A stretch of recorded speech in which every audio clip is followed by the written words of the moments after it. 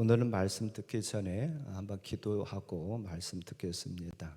말씀을 전하는 저를 위해서 기도해 주시고, 또한 오늘 어린이주일입니다. 우리 교회에 속한 아이들, 또한 여러분 가정에 속한 아이들 위해서 기도하겠습니다. 아이들이 어려서 예수님 만나게 하시고 그들의 가슴 속에 정말 예수님께 자리 잡고 있어서 예수님을 진정 사랑할 수 있는 그런 아이들, 그리고 예수님을 사랑함으로 하나님께 주신 은혜와 은총을 통해서 하나님께 귀하게 쓰임받는 그러한 인물들 되게 해달라고, 절대로 세상의 잘못된 길 가지 않고 죄악의 길을 서지 않게 해달라고, 이 시간 한 2분 정도만 같이 저를 위해서와 교회 학교 아이들을 위해서 기도하고 말씀 듣겠습니다. 같이 기도하겠습니다. 오 하나님, 고맙습니다. 오늘 거룩하고 복된 날 저들 허락하소서. 우리가 하나님 앞에 예배드리게 하시니 감사합니다. 하나님, 이 종 부족하지만 세워주셨는데 이 종에게 하나님 함께 하시옵소서. 육은 감춰주시고 오직 하나님의 말씀만이, 하나님의 영광만이 나타날 수 있는 귀한 시간 되기를 합니다. 그래서 우리가 함께 은혜 받는 시간이 되기를 합니다. 악한 마귀 사탄 도른 것들은 틈타지 못하게 하시고, 성령 하나님 이 종을 붙잡아 주시고 이 종을 도와주시며 밀어주셔서 하나님 주시는 능력으로만, 하나님 주시는 은혜로만 하나님 말씀을 증거해서 함께 은혜를 나눌 수 있도록 주여 도와주옵소서. 또한 하나님 기도합니다. 오늘 어린이주일을 맞이합니다. 하나님께서 이 재단에 또한 우리의 가정에 우리의 자녀들 어린이들을 허락하신 거 참 고맙고 감사합니다. 하나님께서 우리에게 양육하라고 맡겨주셨는데 아이들을 주의 말씀과 훈계로 그들을 양육할 수 있도록 주님 도와주옵소서. 인간의 방법으로 그 아이들을 키우는 저희들 되지 않게 하시고 하나님의 사랑과 하나님 말씀으로 아이들을 키워나가기로 합니다. 그래서 그 아이들이 어려서부터 주님을 사랑하며 주님을 알게 하시고 주님을 믿는 그들의 마음속에 예수님의 말씀이 자리 잡는 그런 아이들이 되기를 합니다. 하나님, 아이들이 그저 부모의 강압에 못 이겨서 예배에 참석하는 자들 되지 않게 하시옵소서. 정말 예수님을 사랑하는 그런 마음을 가지고 예배에 참석하며 예수님의 깊이 만남으로 말미암아 하나님께서 주시는 위로와 평안함으로 살아가게 하시고 하나님의 말씀이 그들의 삶의 표준이 되어서 세상에 물들지 않고 죄악에 물들지 아니하고 오직 주님의 말씀으로만 그들의 살아감으로 하나님께서 귀하게 쓰일 수 있는, 하나님께서 참으로 내가 누구를 쓸까라고 할 때에 참으로 그들이 쓰임받고 그들이 선택되어서 하나님 앞에 붙잡힌 마음에서 크게 쓰임받는, 그래서 하나님을 위해서 공헌하며 온 인류를 위해서 공헌할 수 있는 위대한 인물들이 교회학교 아이들에게서부터 이 재단에 속한 중고등부 아이들에게서부터 나올 수 있도록 주여 도와주시옵소서. 절대로 세상 사랑하지 않게 할 수 없어서 하나님, 오직 하나님 말씀만, 오직 주님만을 사랑할 수 있는 그런 아이들 될 수 있도록 하나님 함께 하시옵소서. 또한 선생님들에게도 함께 하셔서 그 아이들을 가르칠 때에 인간의 방법으로 아이들 지도하지 않게 하시고 하나님의 말씀을 가지고 주님의 사랑으로 그 아이들을 잘 양육함으로 하나님 귀한 인물들 만들어내는 위대한 교사들이 될 수 있도록 주여 도와주옵소서. 이 시간도 하나님 함께 하시옵소서. 예수님 이름으로 기도합니다. 아멘. 비가 오기 전에 많이 더워서 여름이 성큼 다가온 것 같았었는데 한 이틀 동안 비가 오고 또한 오늘은 좀 그래도 좀 선선한 것 같아요. 참 우리가 잘 아는 것처럼 그 계절의 변화는 막을 수가 없고 그와 같이 우리 인생도 막을 수 없는 것이 법칙이 아닌가, 그런 생각을 해봅니다.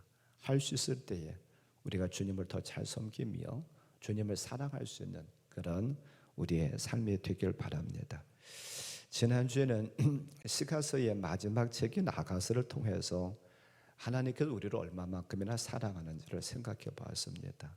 술람미 여인으로 상징된 신부, 그는 태양에 그을려 가지고 검게 변해버렸고 또한 그 노동에 그 바쁜 노동으로 말미암아서 몸매를 가꿀 수 없는 그러한 여인이었지만, 보잘것없는 여인이었지만 그래도 왕자인 장차 왕이 될 솔로몬이 사랑하고, 또한 그 여인을 결국은 아내로 맞아서 아름다운 신부가 되는 그런 아름다운 한편의 드라마와 같은 그러한 아가서를 통해서 하나님 우리를 얼마큼 사랑하시는가, 보잘것없지만 얼마큼 사랑하시는지를 생각해 보았어요. 바라고 원하기는 우리가 신부로서 잘 단장하고 있다가 주님 다시 오실 때에 마치도 솔로몬이 왕복을 입고 짠하고 나타나가지고 그 술람 여인을 아내로 맞이하면서 결혼에 성공했던 것처럼 예수님 다시 오실 텐데, 이제 만왕의 왕으로, 심판의 왕으로 다시 오실 텐데, 그때에 우리가 다 아름다운 신부로서 들림받아서 그 최종적인 결혼식에 다 참여하는 그런 저함들 되기를 주님의 이름으로 간절히 축원합니다. 오늘부터 이제 살펴본 말씀은 오늘부터는 이사야를 볼 텐데, 이사야서부터 구약 성경의 마지막 책인 말라기까지 17권은 선지서라고 합니다. 혹은 선지서, 혹은 그 예언서라고 그렇게 이름을 붙여졌어요. 그래서 앞에 5권은 대선지서, 뒤에 12권은 소선지서라고 부릅니다.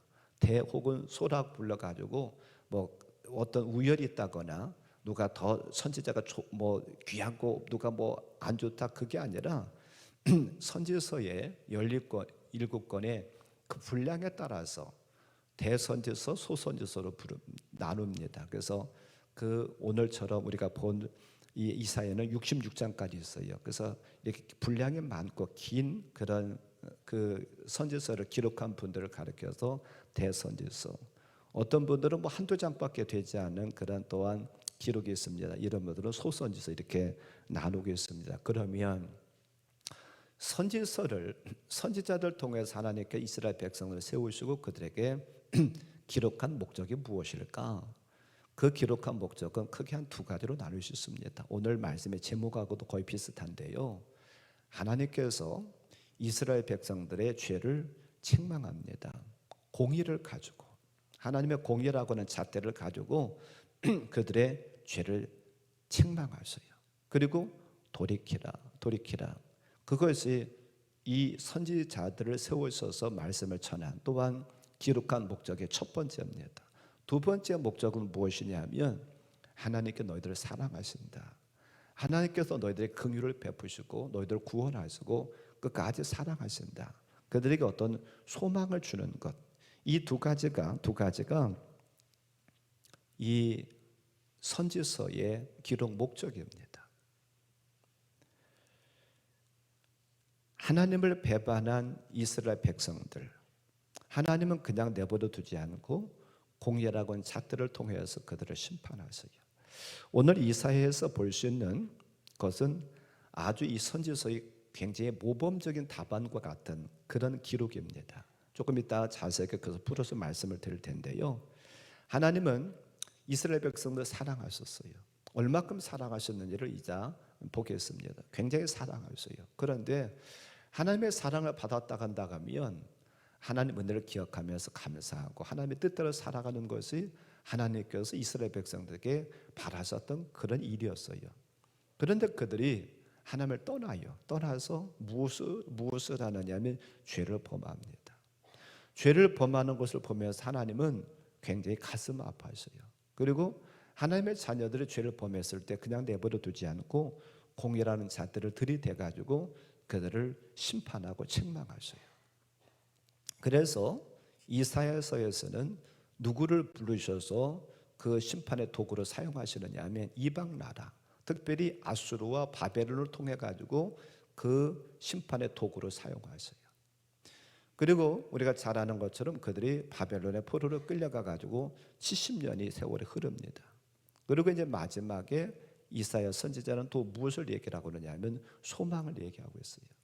하나님은 너희를 끝까지 버리지는 않을 거다. 끝까지 버리지 않고 다시 돌아오게 할 것이고 예루살렘 성전을 세울 것이고 예루살렘에서 너희들이 하나님 앞에 예배를 드릴 것이다. 이것이 이사야 선지자가 이사야 선지자가 선지서에 기록한, 이게 어찌 모범적인 답안과 같이 이렇게 자세하게 기록이 되어 있어요. 이 이사야 선지자에 대한 이야기는 열왕기 하에도 나옵니다. 열왕기하 19장 20장에 보면 이사야의 그 이름이 언급이 됩니다. 이 언급은 이사야서 37장에서 39장에 똑같이 기록이 되어 있어요. 이사야는 왕족이었습니다. 그리고 이 이사야가 활동하던 이 시대를 잠깐 설명을 드린다고 하면, 이사야가 활동하던 시대는요, 이미 북이스라엘은 아수르에 멸망을 했어요. 우리가 이 선지서를 보면서 조금 조심해야 될 것은 무엇이냐면요, 이 선지자들이 활동하던 시대 순으로 우리가 지금 성경에 들어와 있는 것은 아니라 그러는 거예요.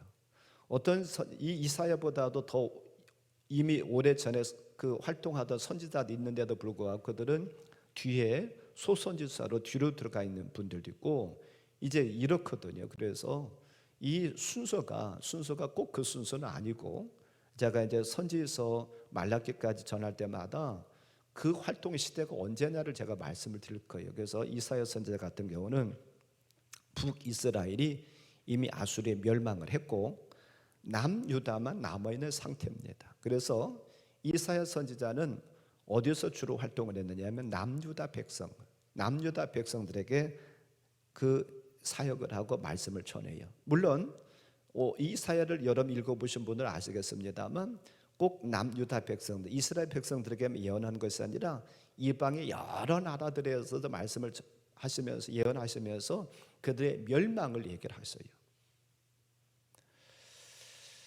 이 이사야는 우시야 왕이 통치하던 말년에 예언을 시작해서 요담과 아하스와 히스기야 시대 60년에 걸쳐서 활동을 했다.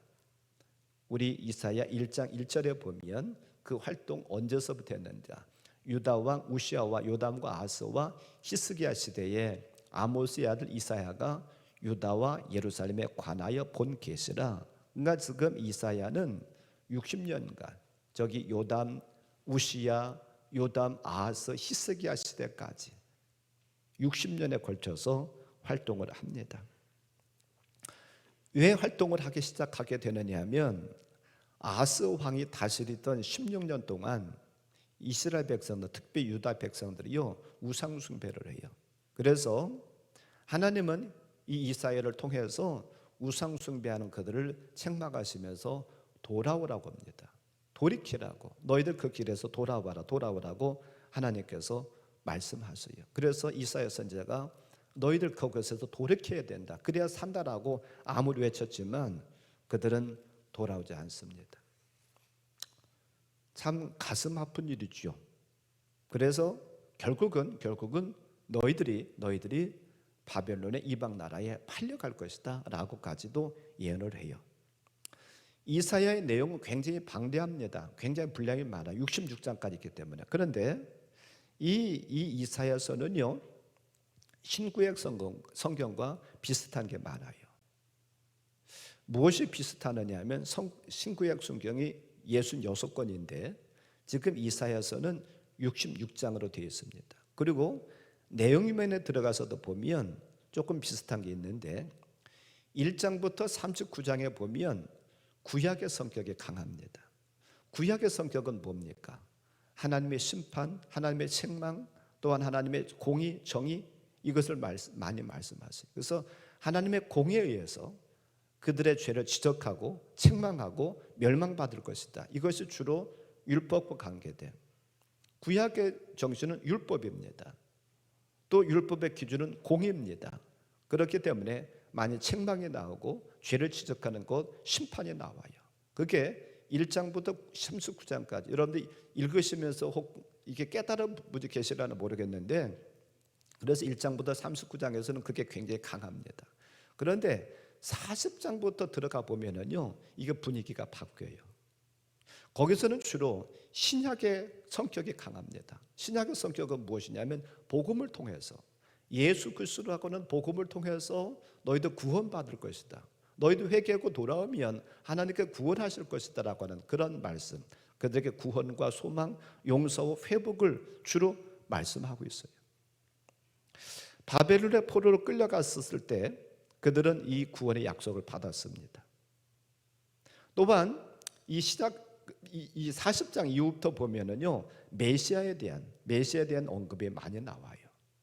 그래서 40장 3절에서 세례 요한이 인용했었던 광야에서 외치는 자의 소리여라고 하는 말씀이 이 40장 3절에 나옵니다. 그리고 요한계시록 새 하늘과 새 땅, 그것이 이 66장 맨 마지막인 66장으로 끝나요. 66장 22절에 보니까 내가 지을 새 하늘과 새 땅이 내 앞에 항상 있는 것 같이 너희 자손과 너희 이름이 항상 있으리라 여호와의 말이니라. 그러니까 어찌 보면 신약이 예수님의 그런 그 사역의 시작이 누구로 시작하느냐면 세례 요한부터 시작하잖아요. 주의 길을 예비했었던 그게 40장, 그리고 또한 요한계시록에 나오는 새 하늘과 새 땅, 새 예루살렘 성이 어디서 끝나느냐면 66장에서 끝나요. 그래서 그 성격이 40장부터 마지막 66장까지의 성격이 마주도 신약의 27권의 성경과 비슷하게 끝난다는 거예요. 그래서 이 이사야서는 성경 66권을 대표한다. 그래서 어떤 분들은 이 이사야를 가리켜서 제5의 복음서다라고 하는 분도 있어요. 이사야의 주제는 오늘 제가 말씀의 제목을 잡은 것처럼 하나님의 공의와 구원입니다. 그래서 이 이사야를 보면 거룩하신 하나님에 대해서도 많이 언급을 해요. 그리고 또한 제일 많이 언급되는 것이 무엇이냐면 심판입니다. 심판이 52번이나 52번이나 언급이 되고 있어요. 그 다음에 위로가 18번, 구원이 26번 언급됩니다. 그리고 이 이사야서는 신약 성경에서 제일 많이 인용한 신약에서 472번이나 인용한 그런 아주 귀한 그런 책이라고 하는 거예요.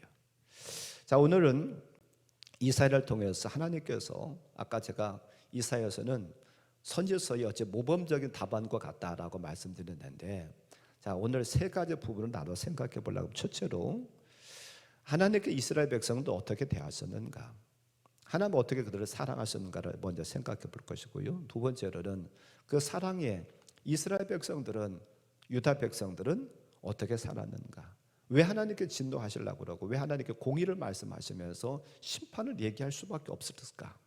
그리고 마지막 세 번째로는 그들에게 어떻게 하나님께 소망을 주시고 어떻게 그들을 구원하시겠다고 말씀하시는가. 이렇게 세 가지로 나눠서 말씀을 좀 살펴보려고 그래요. 첫째로 하나님께서 그의 백성들을 얼마만큼 사랑하셨고 어떻게 여기셨는가, 어떻게 대하셨는가를 먼저 좀 살펴보려고 합니다. 그래야 하나님의 공의를 얘기할 수가 있죠. 아니, 하나님께서 이스라엘 백성 내버려 두신 다음에 공의를 얘기하면 안 되잖아요. 그래서 어떻게 하나님께서 그들을 대하셨고 어떻게 그들을 사랑하셨는가를 먼저 보려고 하는데, 하나님의 사랑을 잘 볼 수 있는 것이 이사야 5장 1절부터 4절, 또한 7절에 보면 이렇게 하나님께서 말씀하셔서 기록하고 있어요. 우리 같이 한번 읽어볼까요? 나는 내가 사랑하는 자를 위하여 노래하되 내가 사랑하는 자의 포도원을 노래하리라. 내가 사랑하는 자에게 포도원이 있음이여 심히 기름진 사내로다. 땅을 파서 돌을 지하고 극상품 포도나무를 심었도다. 그 중에 망대를 세웠고 또 그 안에 술틀을 팠도다. 좋은 포도 맺기를 받았더니 들포도를 맺었도다. 예루살렘 주민과 유다 사람들아 구하노니 이제 나와 내 포도원 사이에서 사리를 판단하라. 내가 대포도원을 위하여 행한 것 외에 무엇을 더할 것이 있으리야. 내가 좋은 포도 맺기를 기다렸거늘 들포도를 맺음은 어찌 됨인고. 7절입니다. 무릇 만군의 여호와의 포도원은 이스라엘 족속이요 그가 기뻐하시는 나무는 유다 사람이라. 그들에게 정의를 바라셨더니 도리어 포악이요 그들에게 공의를 바라셨더니 도리어 부르짖음이었더라. 아멘. 저기 지금 보면 하나님께서 이스라엘 백성들과 유다 백성들을 어떻게 대하셨는지를 비유로 말씀하세요. 7절에 보니까 물은 만군의 여호와의 포도원은 이스라엘 족속이요 그가 기뻐하시는 나무는 유다 사람이라.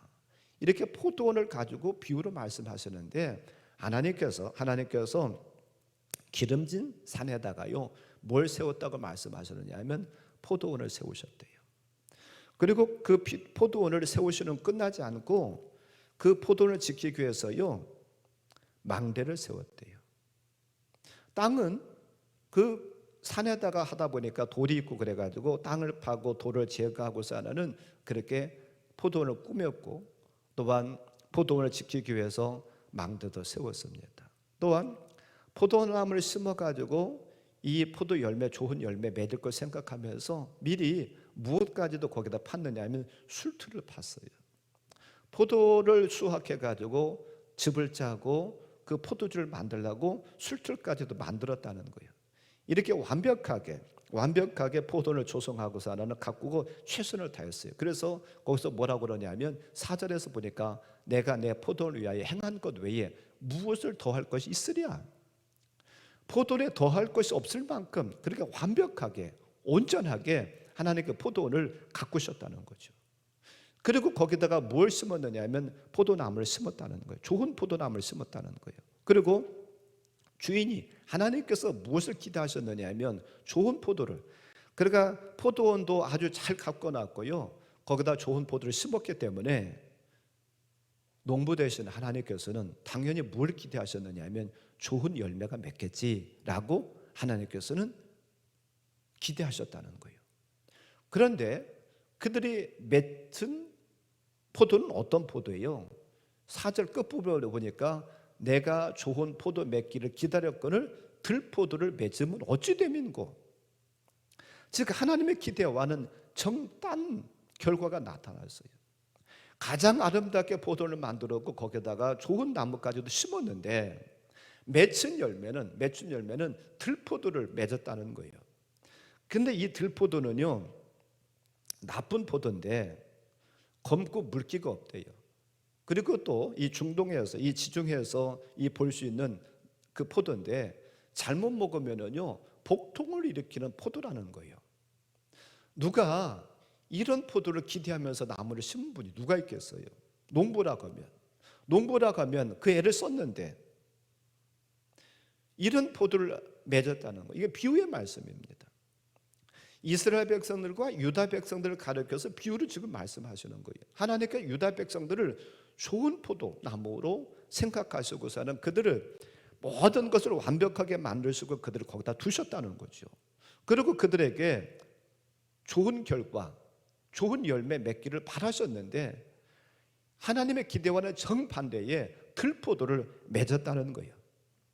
하나님께 이스라엘 백성들, 특별히 유다 사람들에게 바라셨던 것은 정의와 공의였습니다.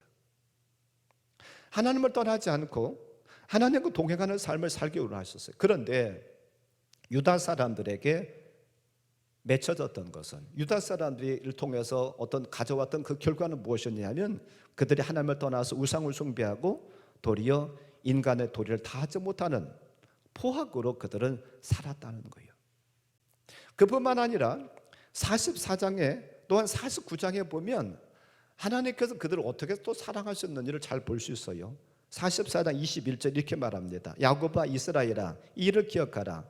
너는 내 종이니라. 내가 너를 지었으니 너는 내 종이니라. 이스라엘아 너는 나에게 잊혀지지 아니하리라. 항상 기억하는 이 49장 15절 16절에서는 더 극적으로 표현하고 있습니다. 거기 한번 49장 15절 16절 같이 한번 볼까요? 여인이 어찌 그 젖 먹는 자식을 잊겠으며 자기 태에서 난 아들을 긍휼히 여기지 않겠느냐. 그들은 혹시 잊을지라도 나는 너를 잊지 아니할 것이라. 내가 너를 내 손바닥에 새겼고 너의 성벽이 항상 내 앞에 있나니. 아멘.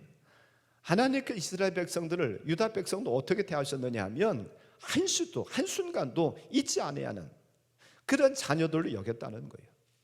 어미가 젖 먹는 어머니가 한순들 애를 잊겠느냐는 거죠. 아이를 키우면서 젖 먹는 아이를 둔 엄마는 한시도 그 아이에게서도 눈을 떼지 않습니다. 그와 마찬가지로 하나님께서 이들을 기대하시면서 한 번도 잊지 않고 이렇게 사랑하셨대요. 그런데 하나님께서 기대하셨던 만큼 결과가 좋지 않았다는 거죠. 기대가 크면 또한 실망도 큰 겁니다. 하나님께서 포도원을 그렇게 가꾸시는 것처럼, 마치도 어미가 자식을 생각하는 것처럼 늘 그렇게 생각하면서 그렇게 대하셨는데 이스라엘 백성들이 맺혀졌던 것은 무엇이냐면 포악이, 불의가 그들에게 열매로 맺혀졌다는 거예요. 그러니 하나님께서 기분 나쁘실 수밖에 없죠. 그러니 하나님께서 공의로 심판하겠다고 말씀하실 수밖에 없죠. 우리도 자식을 키우면서 자식에게 정성을 쏟잖아요. 근데 그 자식이 부모의 바람처럼 커주면 얼마나 좋아요. 자기 자신도 좋지만 그것을 바라보는 또한 애쓰고 수고했었던 부모의 마음도 기쁘잖아요. 그런데 고생해가지고 뒷바라지 했는데 맨 사고나 치고 다니면은요, 그 아이를 보면서 얼마나 기분 나쁘고 얼마나 실망스러워요. 하나님도 지금 마찬가지예요. 너무 속상하신 거예요. 우리는 이 말씀을 통해서 먼저 깨닫고 우리가 생각해야 될 것은, 우리도 하나님을 사랑하셨어요. 우리에게도 하나님께 정성을 쏟으셨어요. 그러면 기대에 부응하는 그런 조합들 되기를 바랍니다. 자, 두 번째 생각해 보는 것은, 이렇게 하나님의 기대에 부응하지 못한 삶을 살았어요. 자, 그러면 어떻게 살았길래 하나님의 기대에 부응하지 못하는 삶을 살았을까? 이사야서에 보면 이스라엘 백성들 여러 가지 죄를 지적을 합니다. 그러면서 특별히 뭐라고 말씀하시냐면, 끝부분에 뭐라고 말씀하시냐면 화 있을진저. 이 얘기가 계속해서 반복이 돼요. 여러 가지 죄가 있는데요, 선지서를 보다 보면 이 죄가 계속해서 반복이 됩니다. 그래서 제가 이제 여기 이사야서에 나오는 죄들은 여러 가지는 되지만은 간단하게 제가 그냥 성경을 찾아보는 정도만 하고서 나는 또 더 계속해서 선지서에 나오니까 그렇게 좀 넘어가겠습니다. 자, 첫 번째 그들이 지었던 죄는 무엇이냐면 남을 돌보지 않았다는 거예요. 특별히 어렵고 힘들게 살아가는 사람들 보면서 돌보지 않았다는 거예요. 그게 첫 번째 죄를 얘기를 합니다. 이사야 5장 8절입니다. 같이 보겠습니다. 가옥에 가옥을 이으며 전투에 전투를 더하여 빈틈이 없도록 하고 이 땅 가운데서 홀로 거주하리 하는 자들은 화 있을진저. 나는 집을 늘려가고 전투를 늘려가면서도 나 혼자만 거주하겠다. 나 혼자만 배불리 잘 살겠다. 10장 2절에서도 거의 비슷한 얘기를 합니다. 10장 2장에서도 가난한 자를 불공평하게 판결하여 가난한 내 백성의 권리를 박탈하며 과부에게 토색하고 고아의 것을 약탈하는 자는 화 있을진저. 수단 방법을 가리지 않고 이윤을 남기고 주변에 어렵고 힘들게 사는 사람들 보면서 그들은 어떻게 되더니 나만 잘 먹고 잘 살면 끝나. 전혀 주변을 돌보지 않았다는 거죠. 그게 첫 번째 죄를 얘기를 하고 있어요. 자, 두 번째로는요, 향락을 일삼았대요. 자, 5장 11절과 22절에 거의 비슷한 말씀을 하고 있습니다. 거기 한번 보지요. 5장 11절 22절 같이 봅니다. 아침에 일찍 일어나 독주를 마시며 밤에 깊도록 포도주에 취하는 자들은 화 있을진저. 자, 22절입니다. 포도주를 마시기 용감하며 독주를 잘 빚는 자들은 화 있을진저. 자, 지금 5장 11절 22절에서 똑같은 말씀을 하고 있어요. 뭘 가지고 얘기를 하고 있어요? 술을 가지고 얘기했어요. 독주를 가지고 있어요. 포도주를 갖고 말씀하고 있어요. 이걸 가지고 취한다는 거죠. 아침 일찍 일어나서 밤늦게까지 인간의 쾌락을 위해서 술을 찾고, 어제도 뉴스를 잠깐 보다 보니까는요, 뭐 마약을 얘기를 하더라고요. 제가 얼마 전에도 한번 말씀드렸습니다만 요즘 왜 이렇게 마약이 우리나라에서 자꾸 얘기되는지 모르겠어요.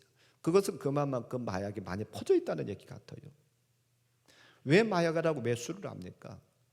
인간 어떤 짜릿함을 위해서 해요. 향락을 위해서 하는 거예요. 지금 이스라엘 백성들 그 짓을 했대요. 자, 세 번째는 뭐라고 그러냐면 하나님을 두려워하지 않고 죄를 물 마시듯이 하고 있다는 거예요. 5장 18절입니다. 같이 보지요. 겉옷으로 끈을 삼아 죄악을 끌며 술의 줄로 함같이 죄악을 끄는 자는 화 있을진저. 하나님이 살아계시다는 것을 알고 정말 하나님이 앞에서 산다는 것을 생각한다 하면 죄를 짓고 괴로워해야 됩니다. 죄를 짓고 후회하고 죄를 지은 것을 갖고 슬퍼할 줄 알아야 돼요. 근데 그들은 그렇지 않았다는 거예요. 왜요? 하나님의 존재를 인정하지 않다 보니까 죄를 물 마시듯이 했어도 그걸 전혀 가슴 아파하거나 하지 않다는 거죠. 그들 입술로는 하나님을 찾아요. 하나님을 찾지만 하나님을 찾는 것은 껍데기에 불과한 것이지 진정으로 마음속에 하나님이 안 계셨다는 거예요. 그러다 보니까 죄를 막 지었다는 거죠. 자, 네 번째는 뭘 얘기를 하느냐면 하나님의 기준이 원칙이 무시됐다는 거예요. 자, 5장 20절입니다. 같이 보죠. 악을 선하다 하며 선을 악하다 하며 흑암으로 광명을 삼으며 광명으로 흑암을 삼으며 쓴 것으로 단 것을 삼으며 단 것으로 쓴 것을 삼는 자들은 화 있을진저. 화 있을진저. 기준이 원칙이 무너지는 거예요. 달면 달다고 하고 쓰면 쓰다고 해야 되는데 다른 것을 쓴 것으로 쓴 것을 단 것으로 바꾸고 있다는 거죠. 우리의 삶의 원칙이 무엇이 되어야 되냐면 제가 누누이 말씀드립니다만 하나님 말씀이 돼야 돼요. 내 어떤 방법이 아니라 내 어떤 배움이 아니라 하나님의 말씀이 저와 삶의 표준이 돼야 되죠. 그래서 거기에 견주어서 그 표준에 견주어서 이게 옳은 것이냐 그런 것이냐 분별해야 될 텐데 기준이 자꾸 변한다는 거예요. 원칙이 변한다는 거예요. 우리가 그런 재밌는 얘기를 하죠. 똑같은 꼼부를 가지고도 나는 뭐예요? 내가 꼼부면은 나한테는 뭐라고 그래요? 보조개라고 한다는 거죠. 남한테는 꼼부를 하고 이건 아니잖아요. 내가 하면 노맨스고 남이 하면 불륜이고 이건 원칙이 무너진 거잖아요. 하나님 말씀에 기준이 있어야 되죠. 사사시대 때 하나님 말씀이 없다 보니까 사사들이 제대로 활동을 하지 못하다 보니까 자기 속에는 옳은 대로 살았대요. 내 속에는 옳은 대로 살아서는 안 됩니다. 하나님 말씀으로 살아야지. 자, 그 다음에 또 그들에게 무엇이었느냐 하면 교만이 있었대요. 교만. 5장 21절 같이 봅니다. 스스로 지혜롭다 하며 스스로 명철하다 하는 자들은 화가 있을진저. 얼마나 교만한지 그들은 거만하게 우쭐대고 자기 자랑을 하고 있습니다. 내가 잘났어. 나는 뭘 했어. 난 얼마큼 가졌어. 난 얼마큼 배웠어. 내가 과거에 뭘 했어 하면서 스스로 지혜롭다, 스스로 명철하다라고 속된 말을 까불고 있다는 거예요. 근데 전도서 기자는 뭐라고 그럽니까? 잠언 16장 18절에서 교만은 패망의 선봉이요 거만한 마음은 넘어짐의 앞잡이니라. 우리는 항상 겸손하게 살기 바랍니다. 낮아지기 원합니다. 내가 나를 나타내는 것은 교만이에요. 내가 말하지 않아도 남이 나를 높여주면 그것은 좋은 거지만 내가 내 입으로 나는 이런 사람이야, 이것은 교만이지요. 이것은 우쭐대는 것이고 자기 스스로 높아지려고 하는 것이고 이스라엘 백성들, 유다 백성 지금 이런 짓을 했다는 거예요. 자, 그 다음에 여섯 번째는 뭘 말씀하고 있느냐 하면 참 이게 어찌 보면 제일 가슴 아픈 겁니다. 저는 이스라엘 백성들의 죄를 살펴보면서 제일 가슴 아픈 것이 이거예요. 여섯 번째입니다. 여섯 번째는 뭐냐면 하나님의 말씀 안 듣겠다는 거예요. 자, 30장 9절부터 11절에 보면 이런 말씀이 나와요. 같이 한번 보지요. 대저인은 패악한 백성이요 거짓말하는 자식들이요 여호와의 법을 듣기 싫어하는 자식들이라. 그들이 선견자들에게 이르기를 선견하지 말라. 선지자들에게 이르기를 우리에게 바른 것을 보이지 말라. 우리에게 부드러운 말을 하라. 거짓된 것을 보이라. 너희는 바른 길을 버리며 첩경에서 돌이키라. 이스라엘의 거룩하신 일을 우리 앞에서 떠나시게 하는도다. 하나님 우리의 말씀 듣기 싫다는 거예요. 하나님 말씀을 들어야, 하나님 말씀이 무엇인지 알아야 그게 기준이 돼가지고 하나님 말씀대로 살라고 애를 쓸 텐데 우리 하나님 말씀 안 듣겠습니다. 달콤한 말만 해주세요. 부드러운 말만 하더라고. 이게 어찌 보면 저는 여러 가지 죄를 얘기를 하고 있습니다만 가장 큰 문제가, 가장 큰 그 죄가 이게 아닌가라 저는 생각해요. 우리는 잘못할 수 있습니다. 사람인 거로 잘못할 수 있어요. 그러면 하나님 말씀을 듣고 내가 잘못했구나 깨닫고 돌이켜야 되잖아요. 근데 하나님 말씀 듣지 않겠다는 거예요. 선견자들아 선견하지 말아라. 선지자들아 우리에게 말씀 전하지 말아. 우리는 듣기 싫어. 안 듣겠어. 그냥 내가 살고 싶은 대로 살겠어. 지금 그러고 있다는 거예요. 이건 큰 죄악이죠. 이게 가장 큰 문제죠. 어떤 것보다도 우리는 하나님의 말씀을 잘 듣기 원합니다. 하나님의 말씀은 부드럽고 달콤한 축복의 말씀도 있는가 하면 때로는 심판하고 책망의 말씀도 있어요. 이 두 가지 모두를 다 들어야 됩니다. 그래야 사는데 그들은 달콤하고 부드럽고 좋은 말만 자기들의 귀에 달콤한 말만 듣겠다는 거예요. 너희들 죄로 말미암아서 멸망이 임한다 그런 말을 하지 말라는 거예요. 하나님께 우리 백성들 축복해서 우리가 잘 될 것이다 그런 얘기만 하라는 거예요. 근데 이게 말이 되는 게 안 되잖아요. 잘못돼 갔으면 잘못 갖고 있다고서는 끊고 돌이키라고 해야 그게 사는 길이잖아요. 아닌 말로 어디가 골마 터져가지고 병원에 갔는데 그냥 겉에 소독만 해주고서 나는 고름을 짜내지 않는다든지 수술하지 않고 괜찮을 겁니다라고 한다고 하면 그게 괜찮아지는 게 아니잖아요. 고름을 짜내고 수술해야 된다고 하면 수술해서 어떤 잘못된 걸 떼어내야만이 그 사람이 살잖아요. 근데 지금 이들은 우리 괜찮다고 해줘라. 의사 앞에 가가지고 나 죽지 않는다고 해줘. 괜찮다고 해줘. 그 얘기를 쉽게 말하면 참 가슴 아픈 일이죠. 또 보면은 하나님 의지하지 않고 사람 의지하는 것도 또한 책망하고 계세요. 31장 1절 말씀 보면 도움을 구하러 애굽으로 내려가는 자들은 화 있을진저 그들은 말을 의지하며 병거의 많음과 마병의 심히 강함을 의지하고 이스라엘의 거룩하신 일을 앙모하지 아니하며 여호와를 구하지 아니하나니. 하나님 앞에 도움을 구하지 않고 사람에게 도움을 구한대요. 하나님의 능력과 하나님의 어떤 보호하심을 기다리는 것이 아니라 말의 힘을 의지하고 병거의 힘을 의지하고 사람의 힘을 의지한다라고 말하고 있어요. 자, 이렇기 때문에 하나님은 공의로 정의로 심판하겠다. 28장 17절 말씀에서 얘기를 합니다. 나는 정의를 칭찬줄로 삼고 공의를 저울줄로 삼으니 우박이 거짓의 피난처를 소탕하며 물이 그 숨는 곳에 넘칠 것이며 정의와 공의를 가지고 심판하겠다라고 말씀하고 있어요. 그러므로 이들이 결국은 이런 죄를 범한 이들에게 뭐라고 말씀하시냐면 5장 그 뒷부분에 보면 재물이 날아갈 것이고 땅이 황폐가 될 것이고 이방의 포로로 잡혀가서 떠도는 신세가 될 것이고 굶주리고 낮아질 것이다 라고 말씀합니다. 그리고 궁극적으로는 그들이 이런 것들을 심판하기 위해서 이방 나라를 불러들이겠대요.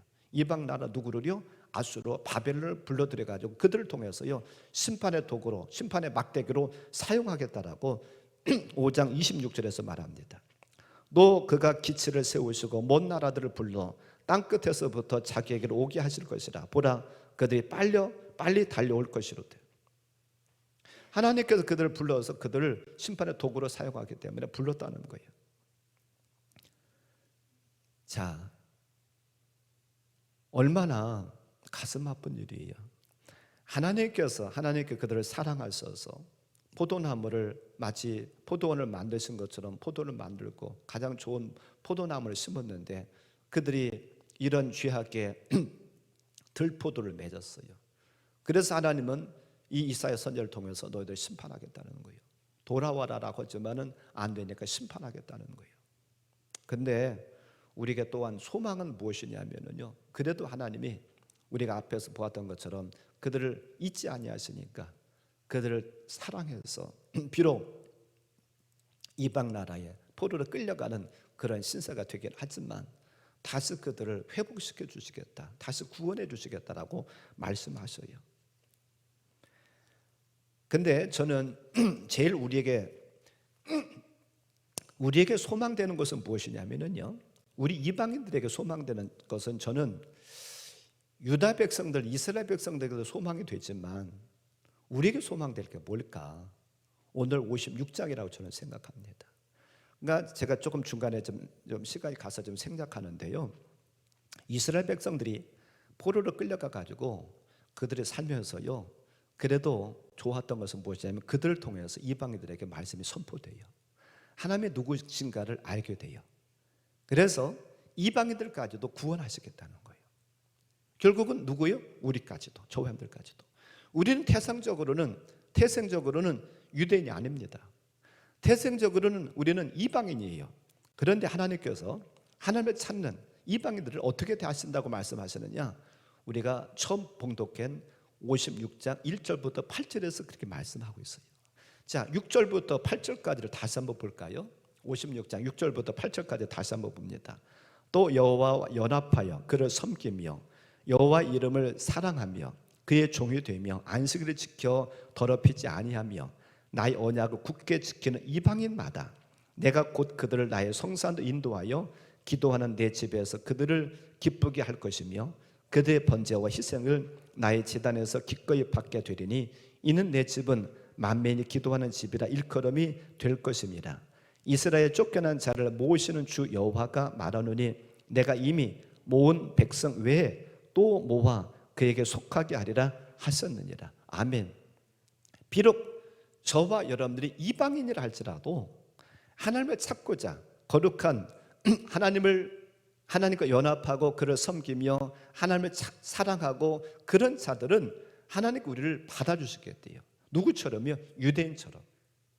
그래서 뭐라고 말씀하십니까? 7절 말씀에 보니까 내가 곧 그들을 나의 성산으로 인도하여 기도하는 내 집에서 그들을 기쁘게 받을 것이다. 하나님의 제단에 나와서 예배할 수 있는 그런 은혜를 주시겠다는 거예요. 그리고 또한 그들이 번제와 희생을 나의 제단에서 기꺼이 받게 되리니 이방인이라 할지라도 사실 이방인을 성소에 들어가지 못하게 되어 있습니다. 그런데도 하나님은 하나님을 사랑하고 하나님과 연합해서 그를 따르기로 작정한 그들에게 하나님의 성산 인도할 뿐만 아니라 그들이 드리는 번제와 희생의 제물, 즉 우리로 말하면 예배지요. 그 예배를 하나님께서 기쁘게 받아주시겠다라고 말씀하고 있어요.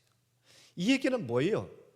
결국은 우리도 하나님의 백성이 되고 마치도 유대인처럼 우리가 태생적으로 유대인은 아니지만 유대인처럼 하나님의 백성을 인정해 주시겠다는 거예요. 얼마나 기쁜 거예요. 우리에게는 소망이죠. 우리에게는 구원이고 우리에게는 하나님의 사랑입니다. 우리는 이런 존재들이라는 사실을 우리는 꼭 기억하길 바라요. 비록 우리는 이방인이에요. 태생적으로 이방인을 할지라도 하나님을 사랑하고 하나님을 찾고 애를 쓰는 사람에게 하나님은 유대인처럼 마치도 포로에서 돌아와서 다시 예루살렘에 이스라엘에 정착할 그들처럼 여겨주시겠다라고 말씀하십니다. 이게 하나님의 사랑이에요. 그래서 요한복음 3장 16절 우리가 잘 아는 말씀 뭐라고 말씀하셨습니까? 하나님께서 모든 사람을 다 사랑하셨대요. 그리고 그분을 통해서 누구든지 믿기만 하면 누구를 할지라도 이방인이라 할지라도 다 구원하기를 원하신다는 거예요. 이런 사랑이 저와 함께 있어지길 바라고 이런 복이 저와 함께 있어지길 바랍니다. 우리에게 하나님께 요구하시는 것은 무엇이냐면 먼저는 하나님과 연합하는 거예요. 하나님과 연합하는 것은 무엇을 통해서 연합합니까? 말씀을 통해서 연합을 하는 거죠. 그리고 그분을 사랑하는 겁니다. 그리고 그분의 뜻대로 살려고 애를 쓰는 것, 이것이 그분의 자녀가 되는 어찌 보면 비결이에요. 나중에 말씀드릴 기회가 있을지 모르겠습니다만 하나님의 도구로 사용됐었던 아수르나 바벨론, 그들은 하나님께서 버립니다. 막대기로 사용했지만 버려요. 그러나 이 유다 백성들은 끝까지 사랑해서 포로로 돌아와서 다시 예루살렘 성전을 짓고 그들에게 하나님은 제사를 받으셔요. 그와 같이 우리도 저와 여러분들도 비록 이방인이라 할지라도 하나님을 사랑한다고 하면, 하나님 연합한다고 하면 이렇게 여겨주시겠대요. 저와 여러분들 귀한 존재입니다. 저와 여러분들 하나님께 긍휼히 입은 귀한 존재들이에요. 우리는 하나님의 말씀 붙잡고 살아감으로 말미암아 하나님께서 그의 자녀들에게 주시는 긍휼하심과 구원하심이 우리 모두에게 있어지기를, 영원히 있어지기를 주님의 이름으로 간절히 축원합니다. 오늘 말씀 붙잡고 한 1분만 같이 기도하겠습니다. 하나님, 내가 비록 이방인이라 할지라도 하나님과 연합하고 하나님을 사랑하는 자에게 유대인과 같이 대해주신다 하시는 너무나도 고맙고 감사합니다. 하나님의 자녀에게 주시는 긍휼과 구원하심이 나의 삶 끝날 때까지 항상 같이 해주세요. 함께 기도하겠습니다.